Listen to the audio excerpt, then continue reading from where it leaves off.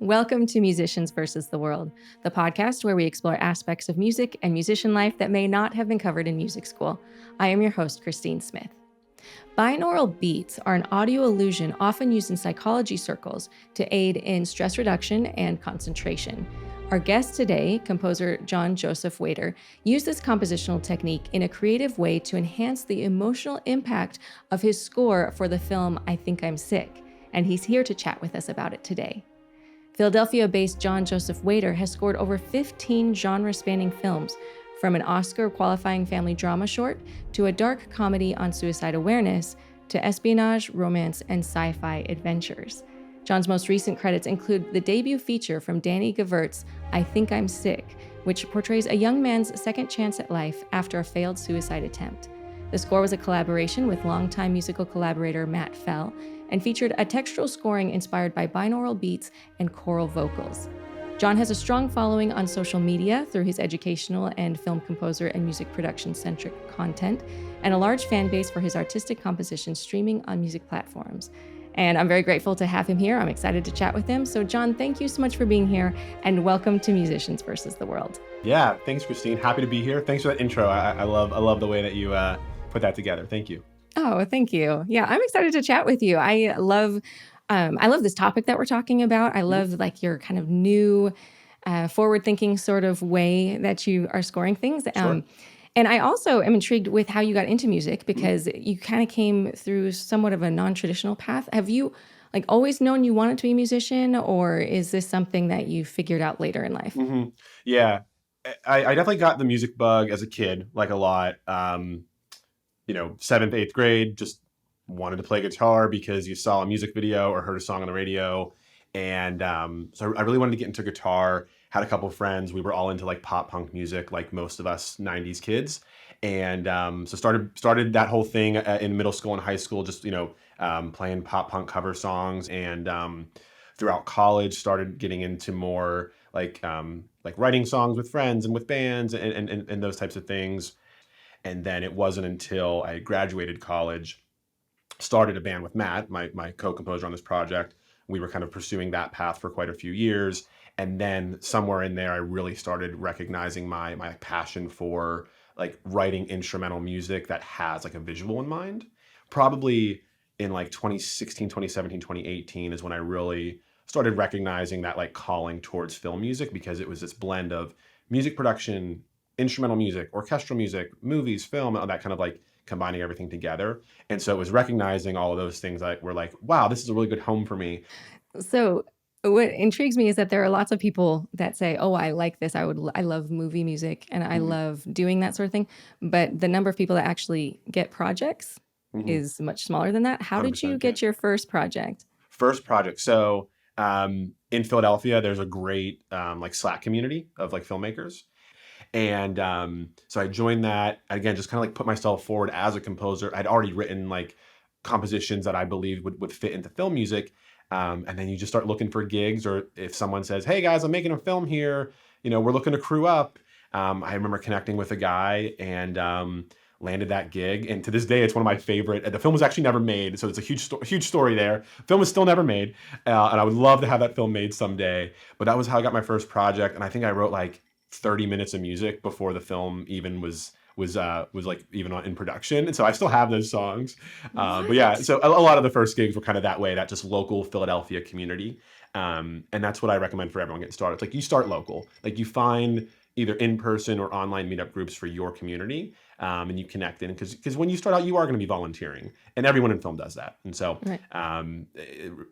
Networking and those personal relationships is how you really get it going. Okay. So those filmmakers, did you tell them, hey, I've never actually done this for a real project yet? Like, did you kind of fake it until you made it?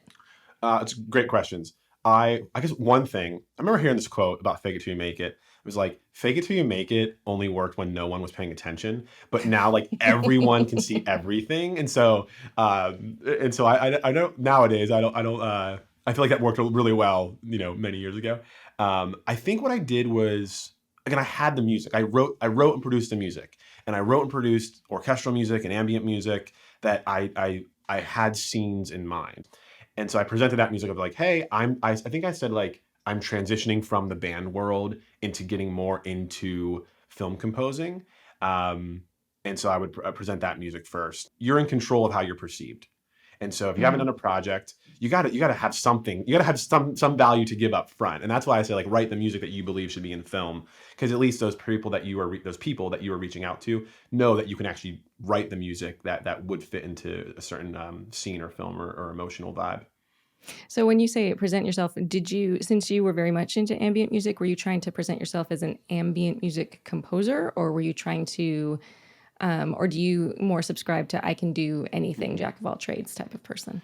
Yeah, that's another one of those like balance questions because Yeah, we all have like all composers, we have like our preferences and tendencies or and our right. like deeper interests. And mine definitely lives more in that like um the worlds that combine ambient and melodic music. And you get a little bit of that in the I Think I'm Sick score with some of those piano melodies. Hmm. But I do think, composers are expected to be able to write in many different genres or at least learn how to get there. And so I knew that I could lean on some of my interests and strength, but I also had to upskill with more of that orchestral writing because there's a lot of Right. different nuances and there's a lot of instruments. And so I think up front, it was probably, let's just call it, 50% ambient, 50%, orchestral or something like that. Yeah. And now you've done more projects. So do you find yourself um, still kind of loving that ambient music, or do you feel like your tastes have changed over your projects? I love ambient music. I Yeah. love ambient music, but I love it in where there's something else with it. So it's Right. someone once described a song and it was ambient but with a beat. Because like Yeah. ambient usually feels like it's not like percussive or doesn't have rhythm, and so I Mhm. actually really like bringing some sort of movement or rhythm or motion to ambient music. So I really love living there. Um, as a film composer, though, you have to serve the project. And if the project doesn't call for that, I can't Right. force my hand to write that kind of music. Um, but everything that we create is coming out of us with all of our experiences, so it's going to come out anyways. And I'm thinking of a shorter romance feature I did right after I Think I'm Sick, where it was a lot of piano and it was a lot of strings, like that kind of more classic Right. romance rom-com type music, but I was able to wiggle in some more ambient music in the background or as a foundation. And so I really like living in that world Yeah. as well. Every project I come with a blank slate because it's all dependent on that first conversation with a director or a producer. And when it does go that route, I'm super happy. And when it doesn't, it might be a challenge or it might be something new and exciting.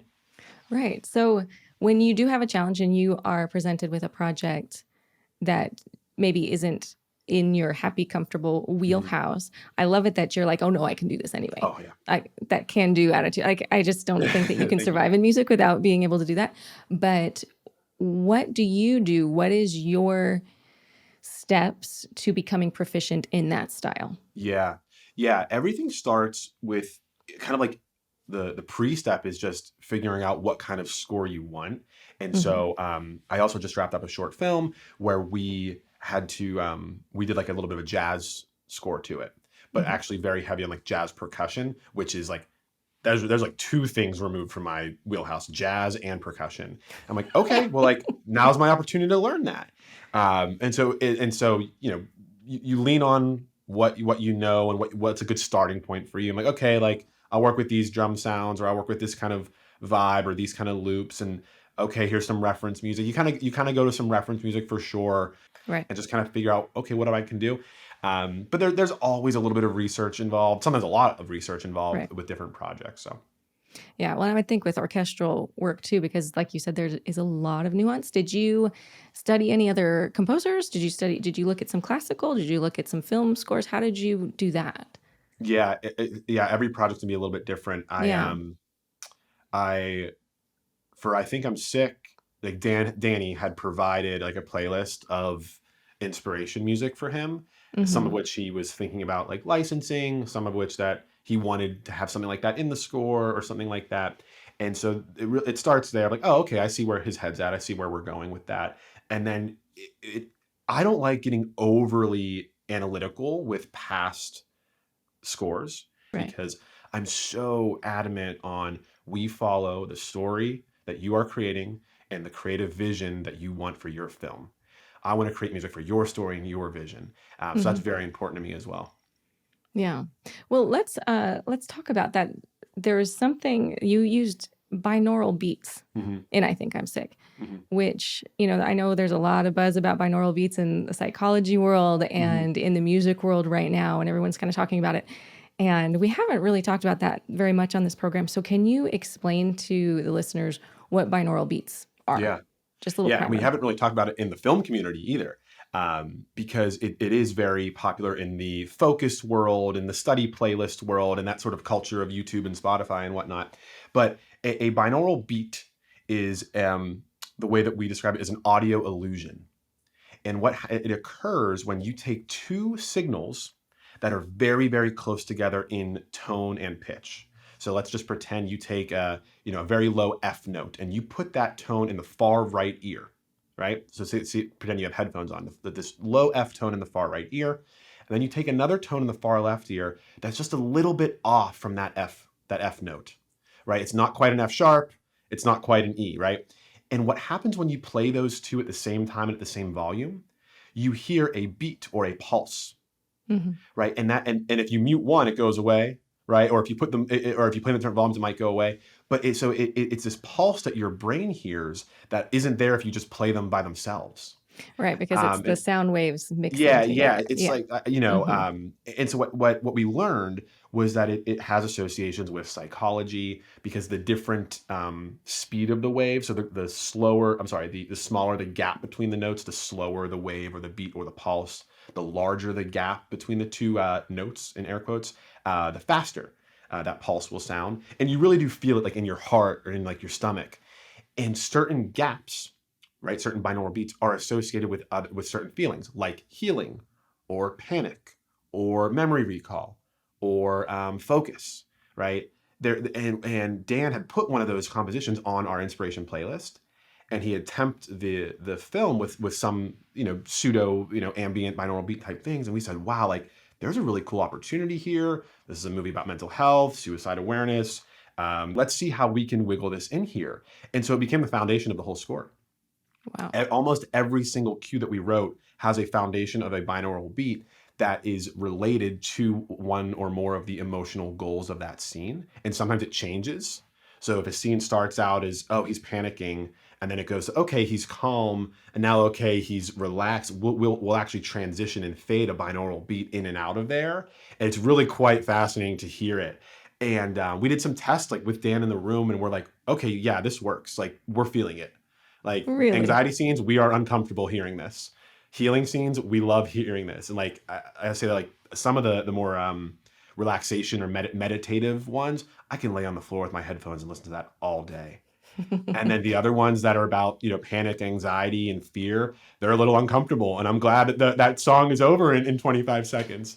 But it was a very, very unique experience, very fascinating experiment, because we wrote other music on top of that.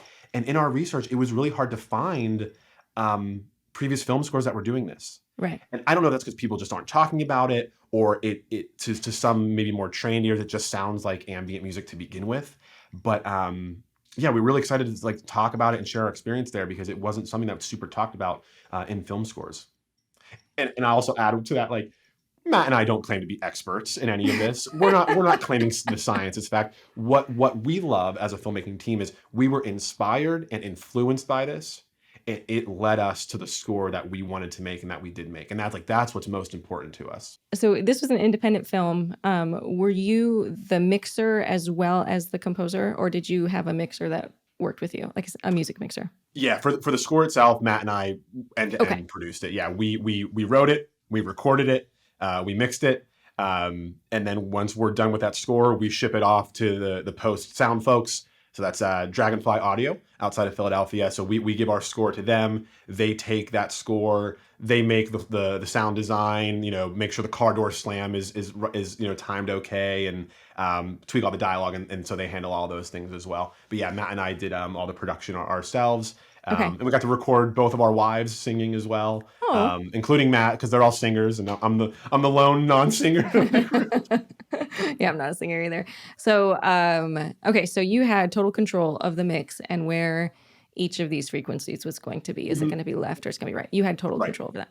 Yeah. Okay. So walk me through how you, let's say the anxiety Mhm. cue, right? Mhm. How did you begin with, okay, we know we need this beat, so we're going to put this sound here, and then compose on top of that? Yeah. How did you do this? Because this is really interesting to me. Yeah.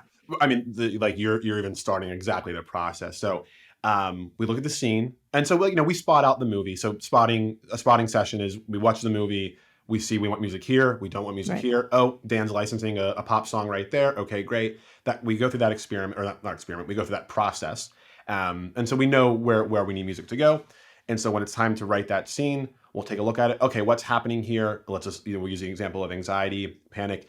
We actually associated that with high level cognition and memory recall, right? So like when you're anxious or you're panicking, you are highly cognitive, and you might be recalling a memory. So that for us was a gamma wave, like that's the type of binaural beat. And so we would generate that inside of our digital audio workstation that we were writing the score in through the like a synthesizer. And then we would put the one note all the way to the right, one semi note all the way to the left. And we typically pick a note that would work as like a foundational tone, like I would call it tonic. So let's not to get too theoretical, but like if the song was in F major, we would do like an F, a binaural beat basically. And then we would have our sound palette of the synth pads and some orchestra or some vocals to go on top of that as well.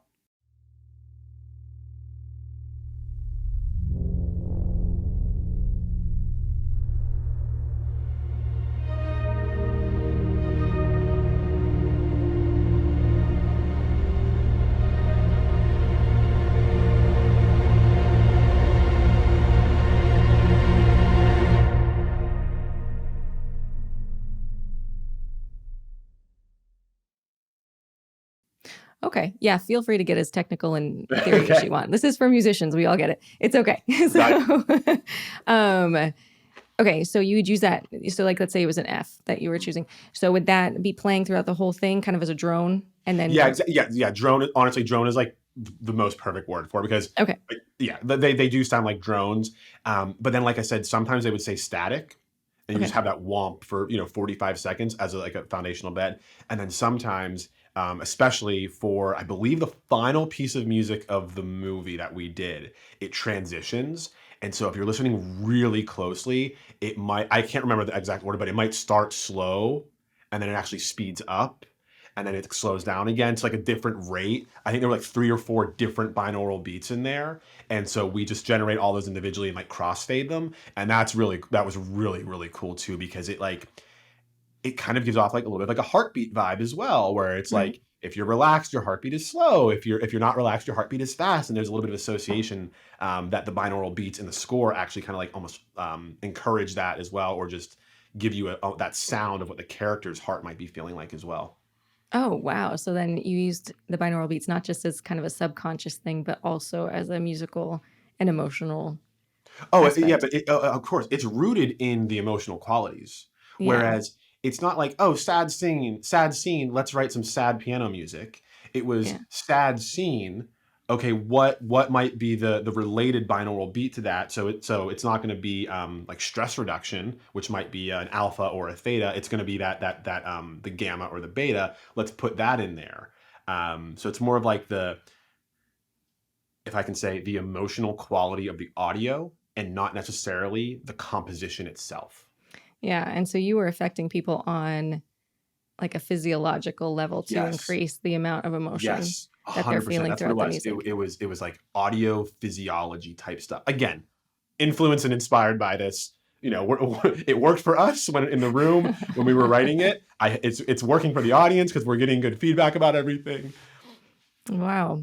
That's that's like nothing I had really heard of, to use it as like a storytelling device. It makes sense. It does. But then at the same time, you're kind of like, oh, I feel like my body's been manipulated. I'm not sure, but that's all that like the storytelling really is Well, you're right, yeah. making I mean, people you feel you you people you things. watch a movie because you want to be immersed in that world. Yeah. That's one of the goals of any movie is to immerse the audience in that world, and you Yeah. do that through good writing and good acting and good production design and Yeah. having a good director of photography, um, and then also having the right music to align. Right, it's narratively aligned and emotionally driven music. Like that's what Uh-huh. helps immerse the audience in there. And so we definitely hit on all those goals, but the path that we took to get there was this binaural beats thing. Yeah. And It's like a it very, again, it just worked out because it was this psychology, audio physiology movie about mental health, overcoming suicide.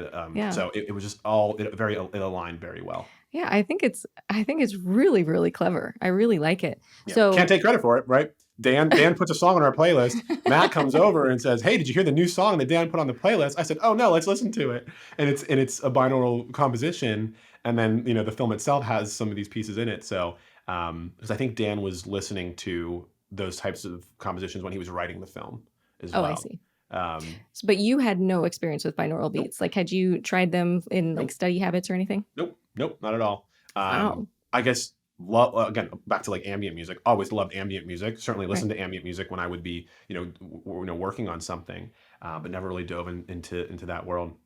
So So another now, example of like composers having to jump into new things and figure it out and learn it, and then exactly. you apply it in your own way of what works for your film. Yeah. So now that you have, I think you're probably more of an expert than 90% of the people out there now at this point. So are you going to try and do this in other, like in your other compositions? I know you have solo work as well. Yeah, Are you're gonna start adding it in there? to be determined.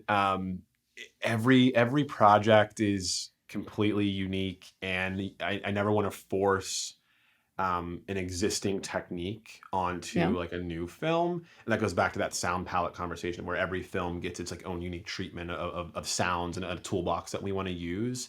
Um, and we also I want to serve again the story in the film, and so if it calls for it, maybe it calls for it. So it's definitely not like a definitive.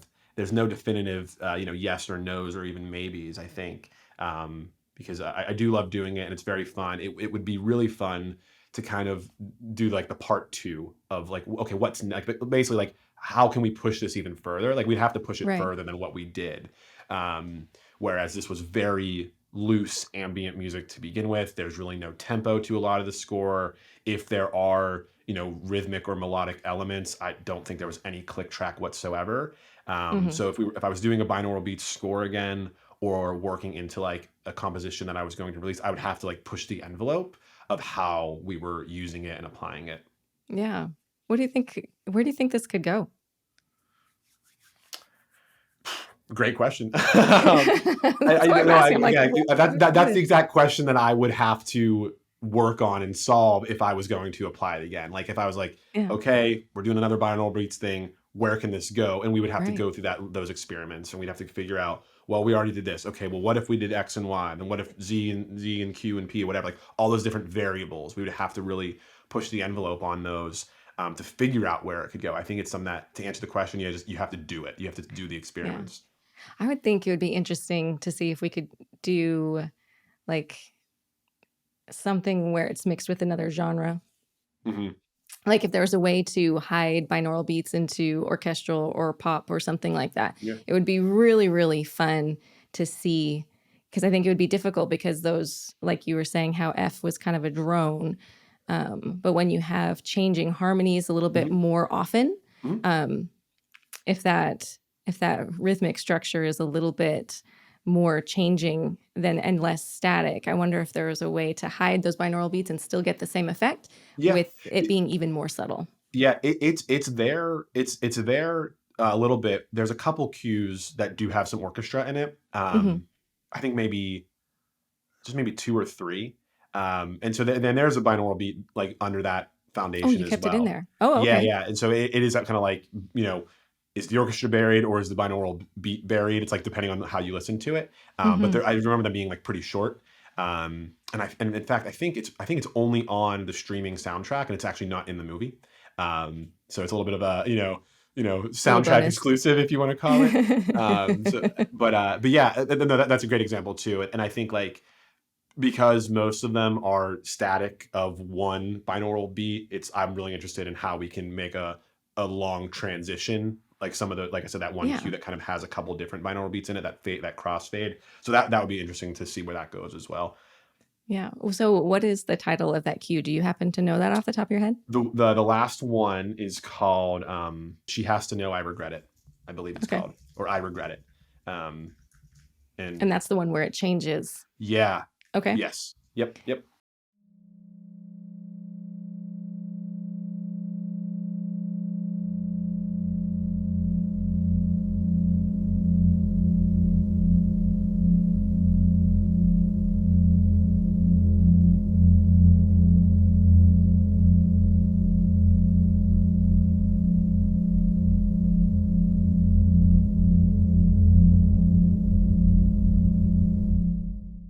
And then what's the one that you said you had it kind of hidden in the orchestra? Which do you know? That's called Baby Bird.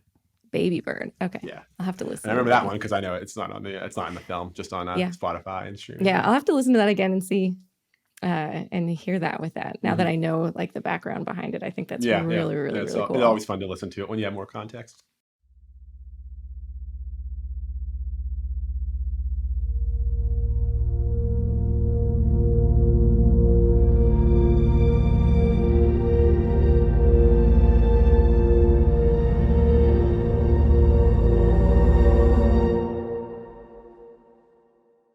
Yeah, for sure.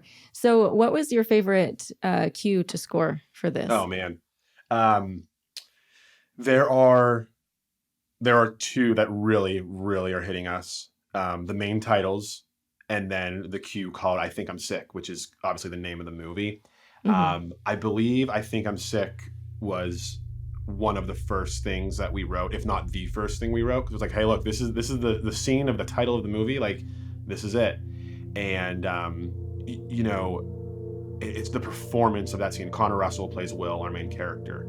It's insane. And then you have the music on top of it. It's just such an emotional scene. It's just so strong. And I just remember, I think we played that cue with video for Dan. It just hit us all. And that was what told us that we were like doing the right thing for this movie. And so that was a little bit of like, oh wow, like, okay, like guys, like we're onto something. This is important. And so that really means a lot to us.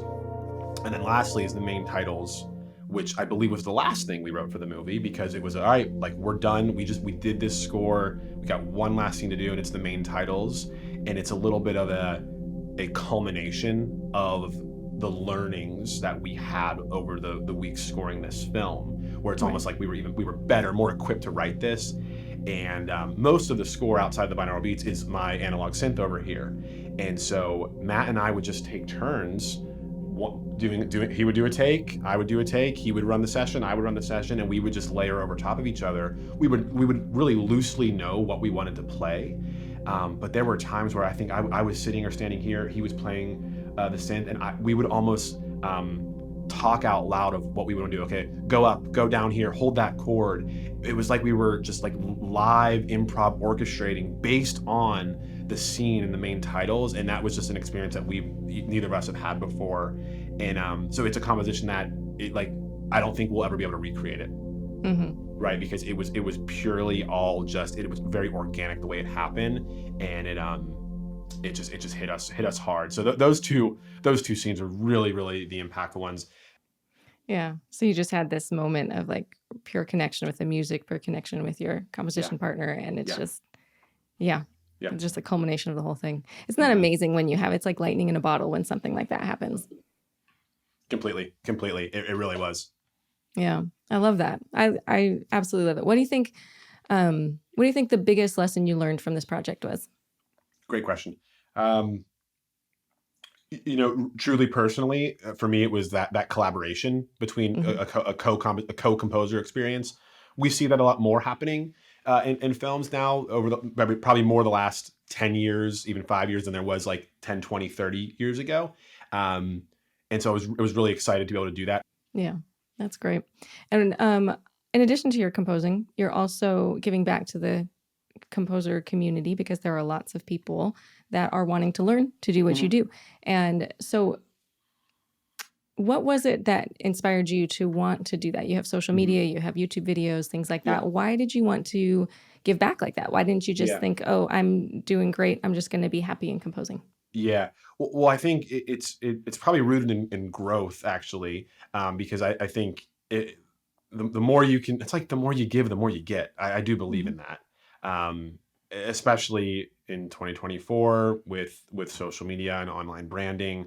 So I think it's like table stakes at this point, truthfully. Whereas if you're starting out and you're not doing these things, you need to be doing those things, because historically, I think there was maybe three main ways that composers would, break into the industry. One, which is still true as today, is you're interning or apprenticing for a larger named composer, and that and the film composing industry has a long history of that. And to this day, is probably still the most common way that people get onto large projects.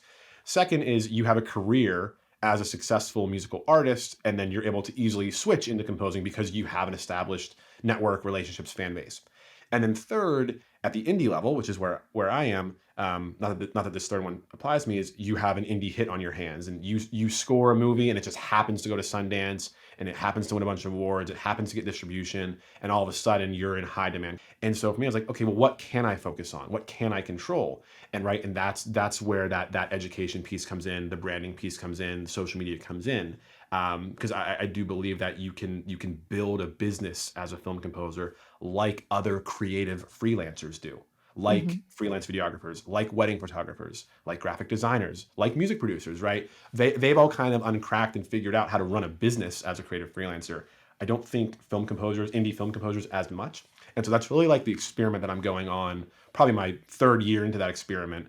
And I see it, and I do see it working. And so I'll certainly be continuing that. Oh, that's great. Well, congratulations. I've watched it. You have, and it's good quality. It's good quality advice that you give to your audience and things. So. Yeah, I appreciate it. And it's blended. It's blended for film composers and filmmakers, right? As well. It's like I want filmmakers to understand and know, the good, the bad, the truth, the ugly, et cetera, of the post-production music and scoring process. So a lot of the messaging starts with less of, hey, composers, here's the process or the gear or whatever, but it's more so of, hey, filmmakers, here's what you need to be considering when you start working with composers and those types of things, because I want them to have that best experience with composers as well. Right. And as technology is changing, as like the market is changing, as AI is in there, to have that resource for filmmakers too, to realize, I mean, that just helps everybody because it helps them to realize what the value of musicians versus a computer can be. For sure. So I think that's very smart for your career, but also I think just in general, I think it's a good thing. To me, it's that fourth way to make it in your career, is kind of, quote unquote, doing it yourself and building up that business. Yeah.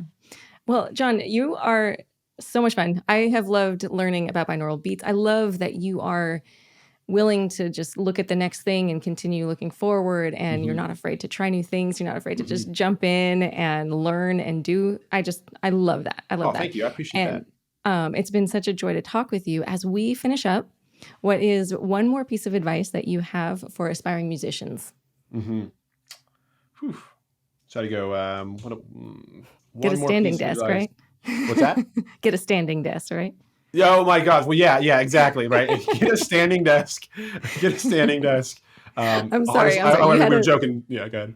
Yeah, we were joking before about that, but no, I interrupted your serious answer. So go ahead, give your serious answer. I mean, I joked about it before we got on, but it's like the best thing I've done. Was a standing desk. Number one piece of composer gear for 2024, a standing desk. In all seriousness, I probably alluded to it, but it's you have to do something to show others that you are that you can establish a level of trust with them, and so that is, you got to write the music on your own first. You can't say, oh, and again, I'm kind of speaking to composers, but you can't just say, oh, I really want to get into composing. I've just got to find that first project. No, you got to write the music that you want in film first, right? You got to find footage out there, stock footage, or find movie scenes that don't have music, and you got to write music to those scenes, and you got to show that with the world. The world could be your local, online meetup. The world could be, the three, filmmakers that you do know. So that's really the path to start there, and then you just have to kind of snowball it. And because I think that's what I did, and that's how I've seen success. So that's the advice that I can give because it worked for me. Perfect. Well, John Wiater, thank you so much for being here. It has been such a joy chatting with you, and I wish you all the best. Yeah, likewise, Christine. This was awesome. Thank you so much for the conversation and thoughtful questions.